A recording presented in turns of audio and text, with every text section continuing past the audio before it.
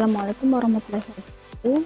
Perkenalkan, nama saya Cici Ayudara Tama dengan NIM 2020-14328 dari kelompok Prodi PGSD. Video ini saya buat untuk memenuhi tugas mata kuliah kepramukaan dengan dosen PKU yang terhormat Bapak Haji Hendra Wijaya SAG. Topik yang kita bahas kali ini mengenai sejarah kepramukaan dunia dan di Indonesia. Sejarah kepramukaan dunia diawali dengan sebuah gerakan yang dipelopori oleh seorang yang bernama Robert Stephenson. Beliau lahir pada tanggal 22 Februari 1857, anak dari Baden-Powell, seorang profesor geometri di Universitas. Namun, Baden-Powell meninggal ketika Stephenson masih kecil. Robert Stephenson Smith kemudian lebih dikenal dengan nama Baden-Powell. Awal tahun 1908, Baden-Powell kembali menulis untuk latihan kepramukaan yang dirintisnya. Kumpulan tulisan ini dibuat buku dengan judul Counting for Boys. Buku ini cepat tersebar di Inggris dan negara-negara lain. Kemudian berdiri organisasi kepramukaan untuk laki-laki dengan nama Boy Scout.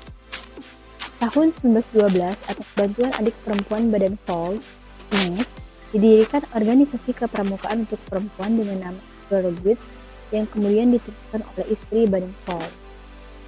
Tahun 1916 berdiri kelompok pramuka siaga dengan nama Anak Serigala, dan tahun 1918 Baden-Powell membentuk Rover Scout bagi mereka yang telah berusia 17 tahun.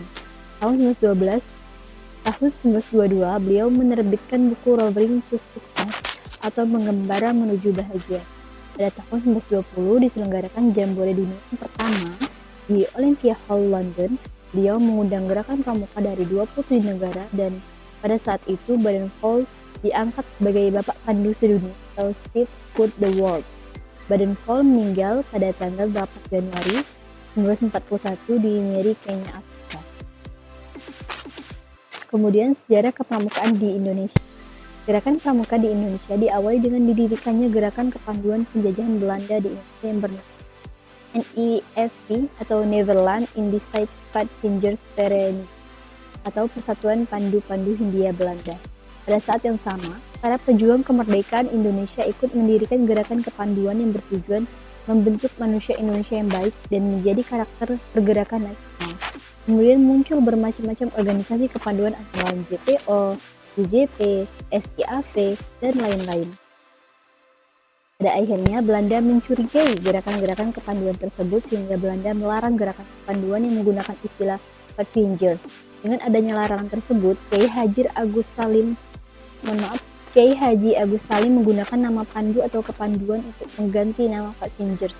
Setelah itu, organisasi kepanduan Indonesia menggunakan istilah Padvinders merubahnya menjadi pandu atau kepanduan, seperti KDI atau Kepanduan Bangsa Indonesia, BPPKI atau Badan Persaudaraan Kepanduan Indonesia, dan lain. Nama pandu masih digunakan hingga masa kemerdekaan karena banyaknya gerakan kepanduan di Indonesia. Presiden Soekarno menyatukan gerakan kepanduan tersebut dalam satu wadah, yaitu Gerakan Pramuka.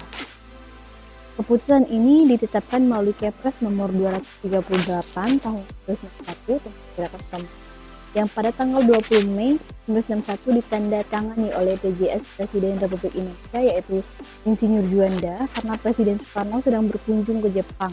Dalam Kepres ini, Gerakan Pramuka oleh pemerintah ditetapkan sebagai satu-satunya badan di wilayah Indonesia yang diperkenankan menyelenggarakan pendidikan kepramukaan, sehingga organisasi lain yang menyerupai dan sama dengan Gerakan Pramuka dilarang keberadaan.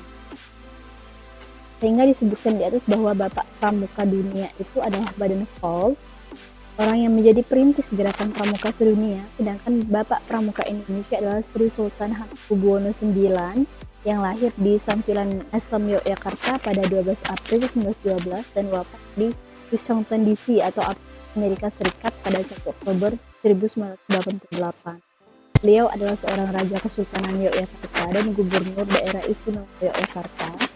Beliau juga Wakil Presiden Republik Indonesia yang kedua dari tahun 1973 sampai dengan 1978. Beliau juga dikenal sebagai Bapak Pramuka Republik Indonesia dan pernah menjabat sebagai Ketua Kuartir Nasional Gerakan Pramuka pada tahun 1961 sampai dengan 1974. Kemudian perintis Gerakan Pramuka.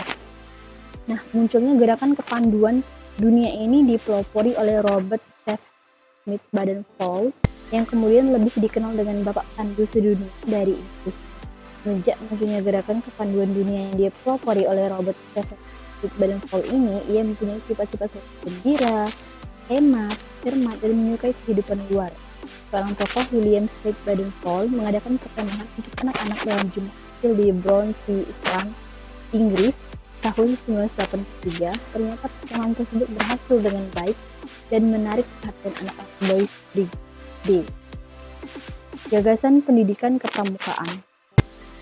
Tahun 1908, Mayor Jenderal Robert Baden-Powell mengajarkan suatu gagasan tentang pendidikan luar sekolah untuk dengan tujuan agar menjadi warga Inggris yang baik sesuai dengan keadaan dan kebutuhan kerajaan Inggris Raya ketika itu. Beliau menulis Hunting for Boys, sebuah buku yang berisi pengalaman di alam terbuka bersama pramuka. Gagasan Baden-Powell ini dinilai cemerlang dan sangat trik sehingga banyak negara-negara lain yang mendirikan kepanduan, di antaranya di negara Belanda dengan Presidergi.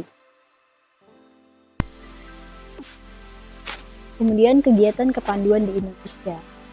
Gerakan Pramuka Indonesia ini adalah nama organisasi pendidikan non formal yang menyelenggarakan pendidikan kepanduan di Indonesia. Merupakan singkatan dari Praja Muda Pertama, tapi sebelum singkatan ini ditetapkan, kata Pramuka ini diambil oleh Sultan Hubwono IX dari kata Promoko yang berarti pasukan terdepan.